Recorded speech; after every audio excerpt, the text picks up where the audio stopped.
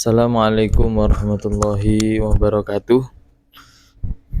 Dalam kesempatan kali ini kami akan melanjutkan tentang hikayah yang ke-14, menerangkan tentang anwa'il hukmi. Jadi macam-macam bentuk hukuman yang pernah terjadi dalam masa nabi kita. Beberapa nabi kita itu macam-macam hukumnya itu berbeda-beda.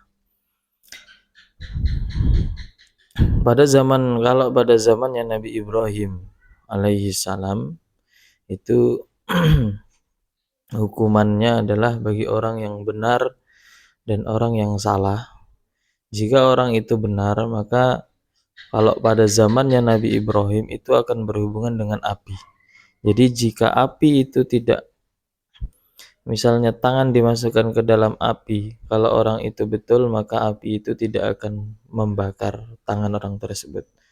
Namun jika dia salah, maka api itu akan membakar tangan orang tersebut. Itu pada zaman Nabi Ibrahim. Kemudian pada zamannya Nabi Musa, ini Nabi Musa mempunyai tongkat, sehingga pada zaman Nabi Musa untuk menentukan mana yang baik, mana yang buruk, itu disuruh memegang tongkat ini. Jadi kalau tongkat ini dipegang dan dia tidak bergerak, maka tenang tongkatnya, maka dia berarti menandakan bahwa dia adalah orang yang baik. Namun jika tongkat yang dipegang ini tadi kok gaduh atau bergoyang-goyang, tidak tenang, maka menunjukkan bahwa orang yang memegang ini adalah orang yang buruk. Misal kasus-kasus mencuri, nah kemudian disuruh mengaku, dia tidak mengaku. Nah, untuk membuktikan hal semacam itu kalau pada zaman Nabi Ibrahim itu pakai api, kalau pada zaman Nabi Musa pakai tongkat. Kemudian pada zamannya Nabi Sulaiman alaihissalam. Kalau zaman Nabi Sulaiman itu berhubungan dengan angin. Jadi ketika orang itu memang betul-betul mengaku dia bahwasanya adalah benar misalnya, maka angin itu akan tenang. Tapi kalau misalnya orang yang mengaku ini tadi ternyata salah, maka angin ini akan membawa orang ini, kemudian membawa ke atas, kemudian dijatuhkan ke tanah. Itu kalau pada zamannya Nabi Sulaiman. Kemudian hukum yang terjadi pada zamannya Dzulqarnain itu berhubungan dengan air. Jadi kalau pada zaman Nabi pada zamannya Dzulqarnain ini orang ini disuruh menginjak air. Kalau air itu padat, maka orang ini berarti betul atau dia tidak bersalah. Tapi jika orang ini menginjak air kok airnya menjadi cair, langsung tenggelam, maka berarti orang itu orang yang salah. Itu pada zamannya Dzulqarnain.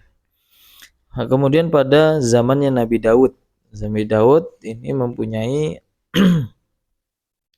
yang menghakimi atau juru hakimnya pada zaman Nabi Daud adalah berkaitan dengan besi, ya, karena Nabi Daud itu terkenal bisa melunakkan besi. Jadi pada zaman Nabi Daud itu ada rantai yang digantungkan. Nah, itu kalau orang yang betul itu ngambil rantai itu akan sampai. Tapi kalau orang itu salah, maka rantai ini tadi diambil itu tidak akan sampai. Jadi besinya menjauh gitu kan. Itu pada zamannya Nabi Daud. Kemudian pada zamannya Nabi kita Muhammad Shallallahu Alaihi Wasallam itu hukumnya hanya dengan sumpah yamin, yaitu sumpah, dan iqamatil bayyinah, dengan sumpah kemudian adanya saksi. Dia berani sumpah kemudian adanya saksi, itu sudah menjadi hukum di di agama atau syariatnya Nabi Muhammad Sallallahu Alaihi Wasallam.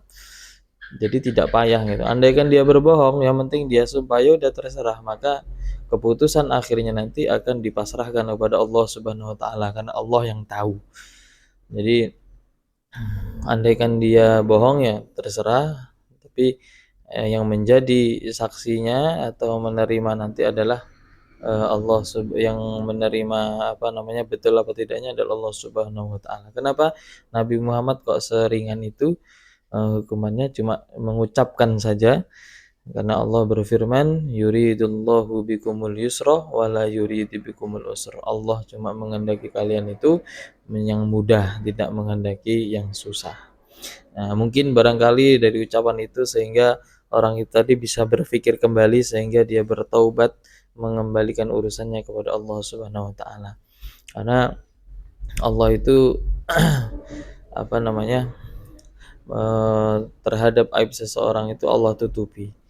Nah, barangkali dari aib itu ditutupi oleh Allah Subhanahu wa taala, orang itu mau berpikir, mau berangan-angan, mau mengembalikan itu kepada Allah Subhanahu wa taala sehingga orang itu mau bertobat. Jadi Allah itu memberikan kesempatan. Karena Allah yuhibbut tawwabin, cinta kepada orang-orang yang bertaubat. Jadi itu hikayah yang ke-14 menerangkan tentang beberapa macam-macamnya hukum yang pernah terjadi pada nabi kita. Dan pada nabi kita, Nabi Muhammad SAW, hukumannya sesimpel itu, yaitu dengan mengucapkan sumpah dan mendatangkan saksi. Mungkin demikian dari kami. Semoga bermanfaat. Astagfirullah min qaulin bila amalin. Wassalamualaikum warahmatullahi wabarakatuh.